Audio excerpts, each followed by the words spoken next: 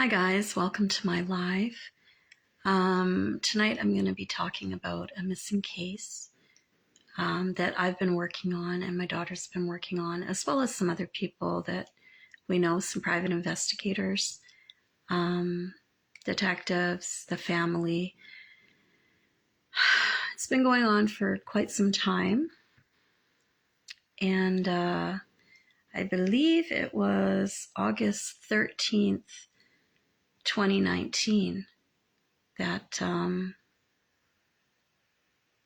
missing Andrea Knable went missing. So her name is Andrea Knable. She's from Louisville, Kentucky in the States. And I just wanted to give a little bit of information. She has a mom and dad. She has a sister, Erin, and a sister, Sarah. And then there's the fiance. I'm not sure if they got married or not, Sarah's fiance. They could be married now. Anyways, so Andrea's been missing for a long time. We're still working on the case and trying to help out. We're trying to find out what happened to missing Andrea Knable from Louisville, Kentucky. I just wanted to go over the timeline because the timeline is very important as to the whereabouts of the person that's missing, especially the days before. This was kind of the day of, a little bit the day before. Sorry. So I just wanted to go over that. So on August 12th, 9:01,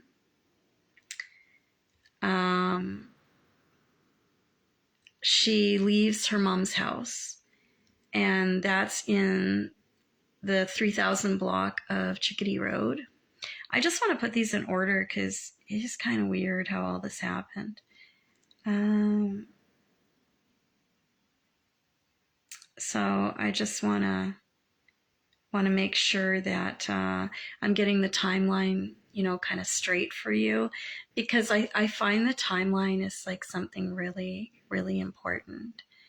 And I took this from the internet, from Google, and maps, and I'm pretty sure it's accurate, but I want to make sure that it is accurate. So if anybody has any things that they'd like to add into this timeline or minus from this timeline, please feel free to message below. Okay. So on August 12th, 9:01, she leaves her mom's house, 3000 block of Chickadee Road. On August 12th at 9:07, she arrives at McDonald's. I'm assuming this is PM. I think it's stated AM. These are PMs for sure. Arrives at McDonald's at 3100 Poplar Road. On August 12th at 9:40 p.m., she leaves McDonald's with her sister's boyfriend, Ethan, I believe his name is, and nephew, which I won't mention the name of the child or minor. Okay. August 12th at 9:50 p.m., she arrives at Kentucky One Health Medical Center, which is 3920 Dutchman's Lane. Now, she went to this medical center. I believe she had some, and I did talk to Erin about this, she had something on her face that looked like a skin condition. People are like, oh, she's into meth and all this. I don't believe that's what it was. I think it was a skin condition. Whether she was doing drugs or not is really irrelevant, because it would have just brought the skin issue out worse, in my opinion, because, or it's just a bad skin condition, because like I do have psoriasis myself. When I'm under a tremendous amount of stress, it gets worse. So I just think that, she went there and she went to get a cream for her face. And she did go to this place, which is called the Kentucky One Health Medical Center, 3920 Dutchman's Lane. I am actually from Canada, Vancouver, BC, and me and my daughter have been working on missing cases all over kind of the States, Vancouver, pretty much the world sometimes. And so you can do a lot from a different country as long as you're connecting with family, detectives, PIs, stuff like that, cops, and you're okay. Okay, so she goes there. And then on August 12th, 11:22 p.m., she leaves Kentucky One Health Medical Center. Okay, so we're down to 11:22 p.m. on the 12th, okay? So just keep that. On August 12th at 11:34, she goes to her mom's house. She arrives at her mom's house. So here's the thing. I believe she took a cab. I think her mom she had a visa or she had some money. I'm not quite sure. But she took a cab from 11:22 to 11:34. So that's 12 minutes. It makes sense. She got a cab and she drove and arrives at her mom's house. Her mom, again, lives on the 3000 block of Chickadee Road. So on August 13th, just at 12 a.m., so right at August 13th, okay, she arrives at her sister's house. Now, this would be Erin Knebel. She arrives there at midnight on the 4000 block of Fincastle Road. Now, we've been working on this case a long time, and I really, we've come to kind of a dead end, like a slow kind of, you know, I don't want to say cold case because it won't be cold till you're done, until it's closed. But I just wanted to really go over the timeline again and kind of start at the beginning, look at the simpler side of things, because usually the simpler side of things does explain things, and you can get some information from that by re-looking at things like that on the case. So I'm just starting real basic, or starting from the beginning. So when she arrives on August 13th, 12 a.m., arrives at sister's house, Erin Knebel, 4000 block of Fincastle Road, she had come to her sister's house because the door was locked at her mom's house. And Sarah and Ethan and whoever was in the house, I think they said they were sleeping. Their story changed a few times. But they wouldn't let her in the house. I don't think she had the key. I don't think they gave her a key. So she went to Erin's and she said, like, you know, they won't let me in, yada, yada. And basically, can I stay here? Erin had some concerns at the time because of the crowd she was running with. She's a mom, she has kids, she has a family. She didn't think it would be that safe. As far as I understand, she stayed for a little while. She went on the porch and she went back to the mom's house. Now, the first time that she came here from the mom's house, I believe she walked over. Excuse me. And when she arrived at 12 a.m. At the sister's house on the 4000 block, Fincastle Road, and stayed a while. Now, on August 13th at 1:38, so, you know, she leaves her sister's house. Now, I'm guessing she was there like an hour and 38 minutes, you know, so she stayed a while. They talked, but Erin didn't feel comfortable letting her stay. She had to go, and so she left. Now, the first time that she left the mom's house, because there's two times, I believe. So the first time she left the mom's house, she had walked to Erin's house and got there, you know, at around midnight. Now she stays for about an hour and a half, and she goes back and she goes to the house. She then arrives at the mom's house at 1:34 at the mom's house. Now, when she gets to the mom's house, she tries to get in again, and, you know, there's no one letting her go in the house. She can't get in. No one's answering. I believe she was just kind of knocking on the door. People did say I heard that there was noise and that she was screaming. And I guess she was basically saying, like, let me, there's profanities, let me the F in the house, which is understandable because, trying to get in the house that you've been staying in and people are locking you out. They won't let you in the house. So that makes sense. Okay, so she's trying to get in this house. So August 12th, 11:34, she's at the mom's house, then she goes to Erin's at 12. She stays till 1:38 a.m. So she walked to Erin's, she stayed there. Now, the second time that she went to the house, my understanding is that Erin drove her back.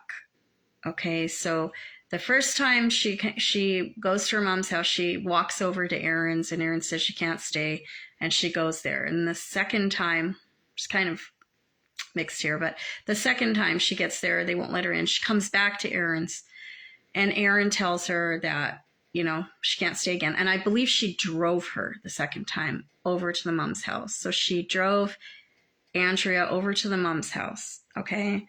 Excuse me. So,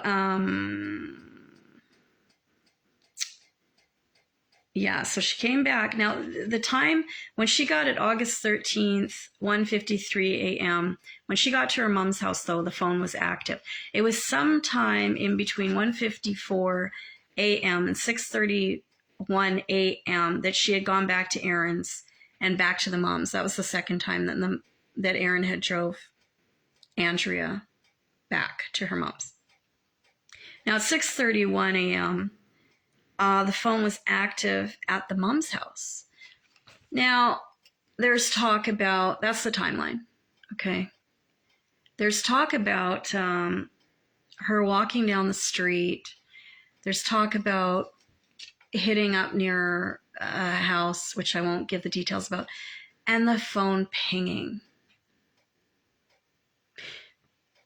From Erin's house to this house, I don't believe it's far. From the mom's house to this house, I don't believe it's far. Now, so the thing is, it could have been a tower that shows like Erin's, the mom's, this house. I think I can say the pink house because I think it was put up in the public eye. They're all kind of in the same area. So I feel like that could be a tower.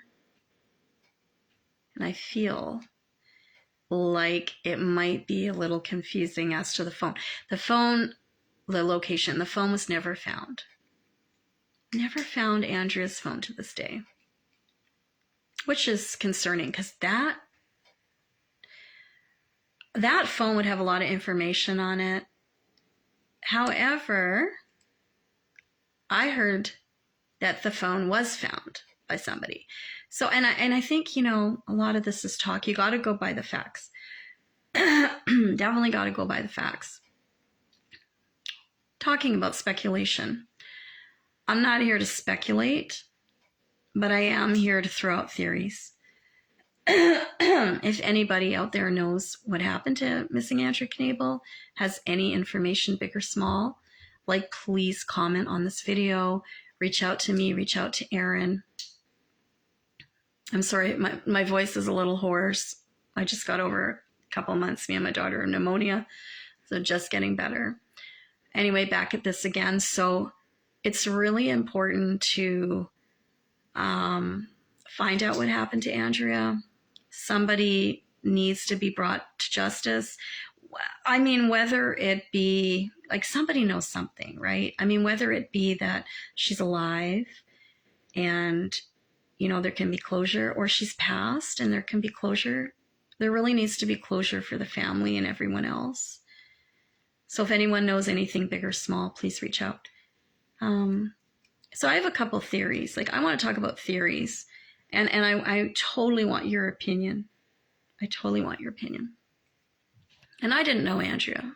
My name's Andrea, and I didn't know Andrea. But some people have said, "Oh, you look like Andrea, or you look like Nancy," or they thought I was Like, I don't know what they thought. But I'm over in Canada. Aaron knows this. I'm in Vancouver, BC. So anyways, missing Andrea Kniebel is the focus here. And I'm going to give a couple theories, and I want to go over some theories. Because I have a new theory. And I have a new theory just because I was talking to Aaron and I had this theory, and I had this kind of this thought and premonition of something just kind of clicked with me, and I asked Aaron about it, and she mentioned, oh yeah, well actually this happened. And I thought, oh my God, this could be another theory. But it's only theories until we find facts, until we find proof. The first theory is suicide.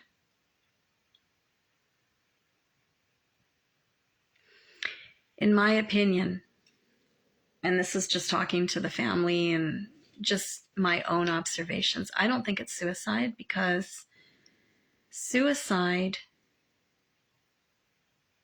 Andrea seemed like a really strong woman. I don't think she would commit suicide. I know things were getting tough, but she just dealt with stuff. Just seems like she dealt with stuff. She's also a mother. She loved her kids. I just don't think that she committed suicide. So I'm just going to X that one out on the theory, area of things. I know she had reached out and tried to phone some friends, and some didn't answer, some phoned her back and got no answer. Who knows? I mean, it could have been one of those friends that came back later. She could have encountered something. She could have got picked up by, a ride. She could have hitchhiked for a while.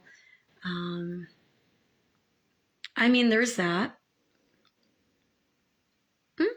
That's possible that she could have encountered a ride, or encountered somebody that didn't like her, encountered somebody that was not a good person, or one of the people that she called, maybe they're not as trustworthy as she thought they were. Andrea thought they were. That's a possibility, in my opinion. Just a random, I don't want to say this, but I'm going to say it. Just a random, I don't want to say murder, homicide. I don't think so. Personally, I think this was a personal attack, if there was one. I'm going to rule that one out. And running away. Okay, running away. Things get hard, things get tough, running away. I don't think so, because she loved her kids and she's a tough girl. I don't think so. I think she may have been trying to deal with things that were coming up at the time, and she was trying to find solutions, and temporary. I don't think that was going to be long term, and I think that maybe those temporary solutions got her into a situation where she couldn't get out of, or whatever. It's also a theme of kidnapping. I don't think she was kidnapped. That just doesn't ring true to me at all. Now, I do have a new theory. Okay. So Aaron's ex-fiance, Brian, and he's no longer with us, but I talked to him a lot and had a lot of good conversations with him. And I believe he was in jail when Andrew went missing, because there was a lot of accusations toward him. But I talked to him, and I'm pretty sure the PI, Tracy Leonard, reassured me that he was in jail. So I don't think he had anything to do with it. Yes, he loved Andrea, and Andrea loved him, and they had kind of this relationship that was kind of back and forth, but I don't think he would have hurt her. He was actually trying to help me find her. I just don't think it was him. I don't think it was an ex-boyfriend. I don't think it was a drug dealer. I don't think that she owed all this money and these drug dealers are out to get her, and then it turned into cartel rumors and all this. I don't think it's cartel. I don't think it's big enough money for drugs. Although some people will kill over $20, but I think it has to be a repetitive thing. And I really don't think she was involved in drugs that long. If she was at all, I don't think it was that. So here's my new theory. My new theory is that I thought, what if it's a woman? Okay, now let's take Andrea's lifestyle. She's pretty, she's independent, she's a mom with 2 kids, she's a happy woman, you know, giving off good positive vibes. She's attractive, outgoing, she could get guys. I'm not sure what her job status was at that time. I know she was having some problems with accommodations, etc., like that, and her car broke down, I think. But what I'm saying is, she was a happy, outgoing, positive person. And I know that a lot of women feel threatened by that. And especially like if she's popular with the men. And you really don't know what women are thinking, like, oh, you know, if they like some guy and then Andrea likes him, or he goes for Andrea or whatever. So here I am thinking, maybe it's a woman. Maybe it's jealousy, which would be a motive. Maybe it's to do with a man or whatever. And I feel that it could be a woman. So I asked Aaron, I said,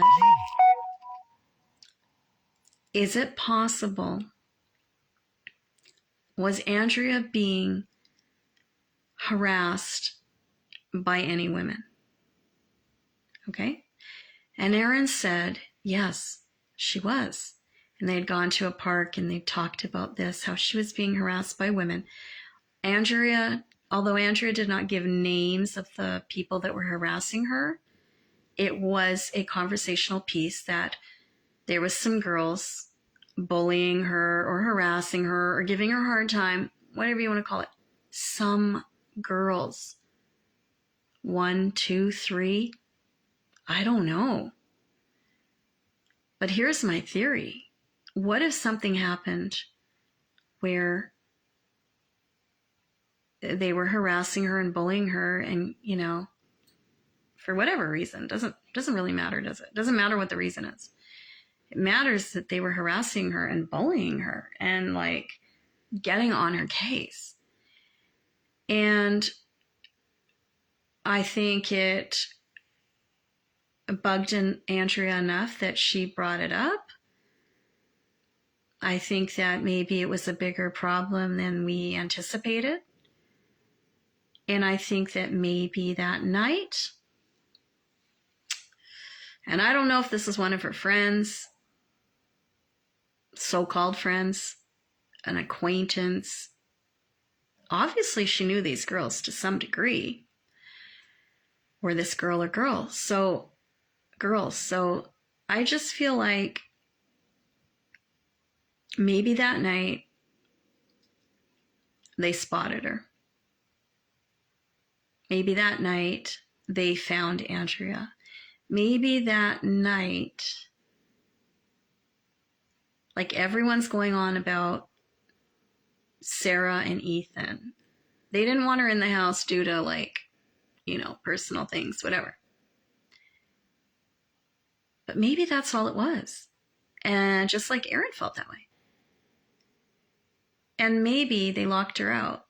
And this is nothing against Andrea at all. I think Andrea's a great girl. I don't know her, but everything I've heard about her, I think she's a great girl.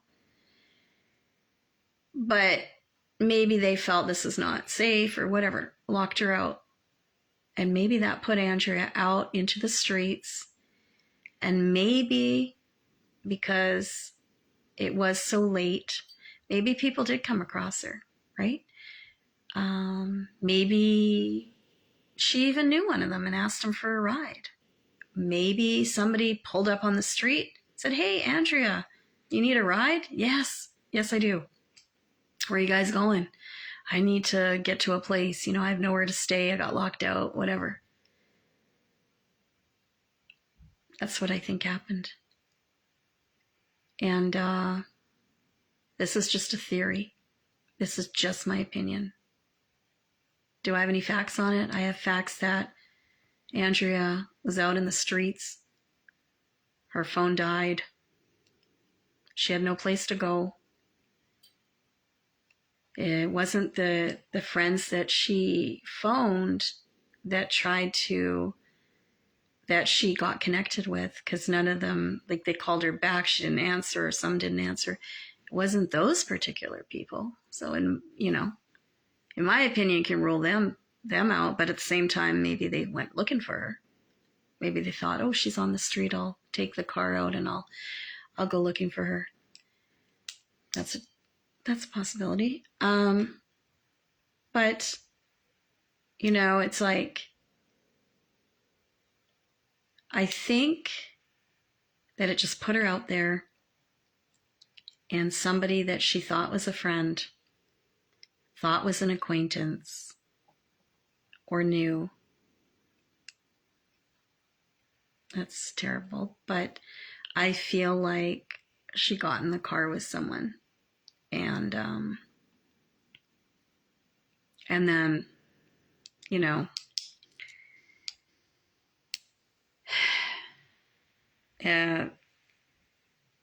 I don't know. I mean, it's been a while. I hope she's still alive. And I always had hope and feeling that she's still alive. And she could very well be still alive.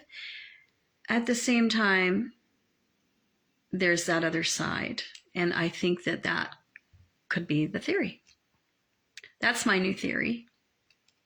And that's after revising everything for years and coming to this conclusion that I don't think it was a guy. I think it was a woman or two. And I think that side of things has to be investigated. So everyone, woman-wise, that knew Andrea. Some women can be so vindictive and so hateful and so jealous. And Andrea was definitely a person to be jealous of. So I just feel that that's the case. And I really want to thank you for watching. And that's my new theory. Please tell me below what you think. If you have any information, you can PM me personally. You can PM Aaron. I mean, as far as I know, this case is still open. But at the same time, you can always contact family or me. I do talk to Aaron, so anything that came to me that you would want to go to the family would. And if you want to remain anonymous, that's okay too, because I can just take the information and then look into it, or pass it on to Aaron and look into it. You can still remain anonymous. I'm big on anonymous. When I phone the police, sometimes they're like, oh, well, we can't really take that unless you have a name. And it's like, no, I know that's not true. I know that every lead that I give you, you have to look into it. By law, you have to do it. That's what you have to do. So you have to look into that, and you have to go down that avenue. And maybe you might need the name later, but, to make it more valuable or whatever. But at this time, no. Like, let's go down that avenue and see. So if you want to remain anonymous, it's totally fine. See, this gives me a whole new avenue to look down. I already have names popping in my head of who Andrea knew. Some women that weren't, I wouldn't say they were very good friends. I mean, she might have thought they were good friends, and maybe they displayed that for a while, but there's some very untrustworthy individuals and women that knew Andrea that have a bad background. And I know this for a fact because I've studied this at the beginning, and I've talked to a lot of people in Louisville, and I've heard a lot of things that some of these women are shady. And so I think that's the route that I'll be looking into and going down, and we'll see if anything comes out of that. Also, still in contact with Aaron and a couple PIs, and there's another PI actually that wants to reconnect with me, and I'd like to reconnect with them so we can work on this together. Of course, always including Aaron in this. I know her dad is very, involved, I think, with the police officers and everything, so that's great. But, just keeping everyone in the loop, working together as a team, and the more the merrier. I just feel somebody knows something, And here's the thing. You can not say anything, right? Let's just pretend you don't say anything. Let's just pretend you know something and you have information, but you're scared to say anything and you don't say anything. So let's just say you don't say anything and you're waiting. You're like, oh, well, one day, they'll get the answers. Well, one day they'll find out what happened to Andrea, if something happened to her or not. Well, one day they'll figure this out. But maybe not one day that won't happen, right? And so we need that information because we need to find out what happened to Andrea in any way, shape, or form. And to find her, to, put someone to justice, to have peace for the family. Also, too, like another thing is, what if she was really badly injured and has amnesia or something? You know what I'm saying? Like, there's so many different things that could be going on. All the information that you give is so important. All these little tiny pieces, they make into one big, huge puzzle, and we can figure out stuff together and just find out what's going on. And nobody's comments, nobody's opinions, nobody's observations are going to be mocked or judged, not by me, not by Aaron, not by my daughter, not by the PIs. I don't know about the police officers, but I honestly feel like it's really important to give as much information as you can. I really want to solve this case. I want to solve this case for a few reasons. For one, I'm drawn to Andrea. I think she's a great girl, okay? I just want to solve it for my own satisfaction of solving a case. For Andrea personally, for herself, for her family, for Aaron, for her dad, for her kids, for the whole family to have answers and have closure, whatever way those answers and closures are. So please, if you have any information, if you know anything big or small,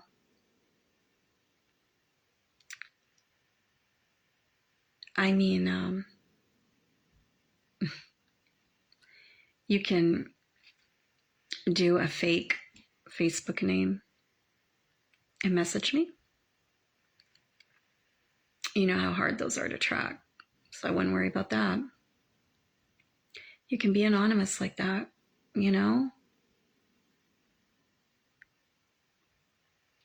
If you know someone that's a friend of yours that has information, tell me the friend's name. That's happened so many times, and then I just contact the friend. Of course, make sure they're okay with me contacting them first. And if they are, I'll just reach out to them. I don't have a problem talking to anyone. And I don't use discrimination, okay? I know the police are like, oh, they're not credible, this and that. I don't use discrimination because I've talked to drug dealers. I've talked to criminals. That is not my business about that. That's not what I'm looking at. I'm looking at the information that you're giving me about Andrea Knapel. If you have information or facts about missing Andrea Knebel, I want to hear them. Okay? My daughter wants to hear them. So my daughter's not on here, but she does think she works with me. Aaron wants to hear them. The PIs want to hear them. Right? The detectives want to hear them. Any information. Doesn't matter who you are. And I'll tell you this. Some of the most and greatest facts and information that I've got are from drug dealers and criminals because they know how things work, right? They give me information and me insight. This is how this underground world works. This is what would happen if Andrea did this and went into this area and met with these people. This is what would happen if she's, owes money to the cartel and yada, yada, yada. The more information, the better, right? That's what it's about. You know what I mean? So that's what I'm trying to say. So if you have any information, please reach out. Love you all. Peace. And hope to hear from you soon with your opinions, your theories, your information. I'll try to get this put also for Aaron on Aaron's groups, like Missing Andrea Knebel and stuff, because, there's a lot of people that come on there and circulate, and I really think that would be great. And I just feel like we are going to solve this. Like, I do feel like it's going to get solved. It's just a matter of time, and it's just a matter of one person coming out with a little bit of information, maybe a few people, but not giving up, And I love doing this job. I find it extremely rewarding, and I love investigating, and I love taking a puzzle and piecing it together and really brainstorming and going from the beginning to the end and everything in between. It's great. So please, and also, I'm sure Aaron, like, there'll be a picture of Andrea as well, but I'm sure that I feel like also,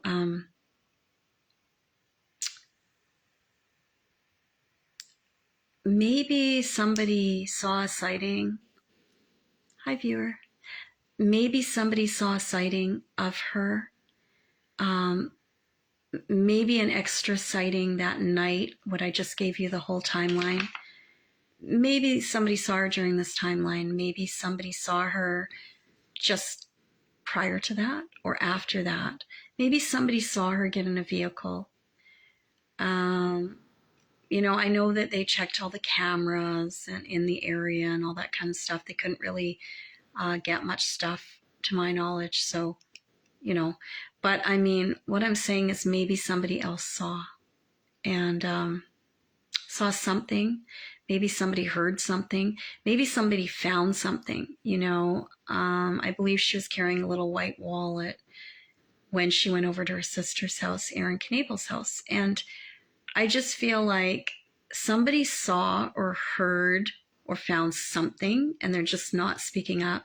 So I'm really urging you to speak up. And this will go on the sites. And I really hope that someone does come forward. Take care. Love you all. Have a good night. Bye.